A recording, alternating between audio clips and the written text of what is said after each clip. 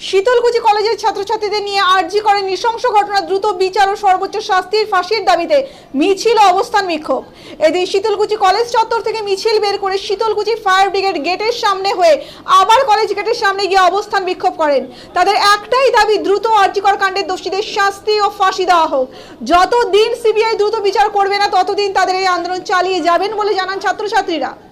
জানা যায় গত 28 আগস্ট তৃণমূল ছাত্র পরিষদের প্রতিষ্ঠা দিবস। সেই দিন কলকাতায় মুখ্যমন্ত্রী মমতা বন্দ্যোপাধ্যায় নির্দেশ দেন প্রত্যেকটি কলেজের ছাত্রছাত্রীদের নিয়ে আরজিকর কাণ্ডের দোষীদের শাস্তির দাবিতে মিছিল অবস্থান বিক্ষোভ করবে। আজকের এই কর্মসূচিতে উপস্থিত ছিলেন শীতলকুচি তৃণমূল ছাত্র পরিষদের ব্লক সভাপতি শাহানুর আলম, দীপ গুহ, সেলিম হোসেন, মাসুম আক্তার, দেবী চৌধুরী সহ আরো অনেকেই।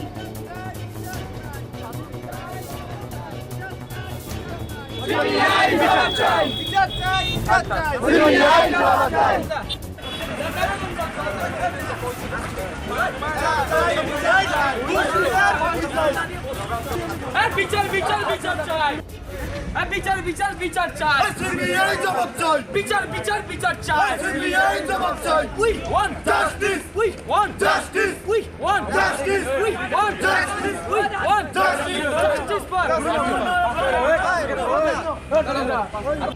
আমরা আরজি কোর্টের যে ডক্টরকে ধর্ষণ করা হয়েছে তার বিরুদ্ধে এখনো কোনো শাস্তি হয়নি। যারা করছে তাদেরকে এখনো শাস্তি দেওয়া হয়নি। আমরা তাদের শাস্তি চাই যাদের, যেন তাদেরকে ভবিষ্যতে কোনো এইরকমের শাস্তি দেওয়া না পারে, যেন সবাই সতর্ক হয় আর নেক্সট টাইম যেন এরকম কিছু করতে পারে না। আপনাদের এই আন্দোলন কতদিন পর্যন্ত চলবে? যতদিন আমরা জাস্টিস পাচ্ছি না, যতদিন বিচার হচ্ছে না, যতদিন ওরা ধরা পড়তেছে না, ততদিন আমরা এই আন্দোলন চালিয়ে যাব। বর্তমানে সিবিআইয়ের হাতে এই কেসটা রয়েছে, কি বলবেন? আমরা বলবো এটাই যে তারা যেন তাড়াতাড়ি তদন্ত করে খুব দ্রুত গতিতে এই বিচারটা করে, তাড়াতাড়ি ওদেরকে ধরে, দোষীদের ধরে। কি নাম আপনার? আপনি এই কলেজের ছাত্র? এখানে আমি দুই একটা পয়েন্ট নিয়ে বলতেছি। এখানে এআই এর মাধ্যমে বিজেপির আইটি সেল ও বিজেপি সরকার একটা চক্রান্ত করার চেষ্টা করতেছে।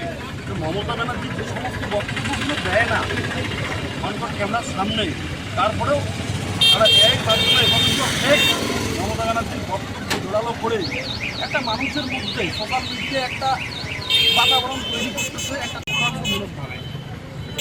সেটার ব্যাপারে আমরা আজকে শীতলকুচি সমগ্র ছাত্রছাত্রীদের ডাইসিং করে এই বিষয়টা আমরা তুলে ধরলাম। সঙ্গে আরজি কোডের ব্যাপারটা নিয়ে আমাদের নেত্রী তো 28 আগস্ট কিছু কর্মসূচি দিয়েছে। কর্মসূচি অনুযায়ী আমরা আজকে 30 তারিখ 30 আগস্ট আজকে আমাদের ফার্স্ট দিন, আমরা কর্মসূচি পালন করলাম। বিচার চাই। সিবিআই জবাব চাই। বিচার চাই। সিবিআই জবাব চাই।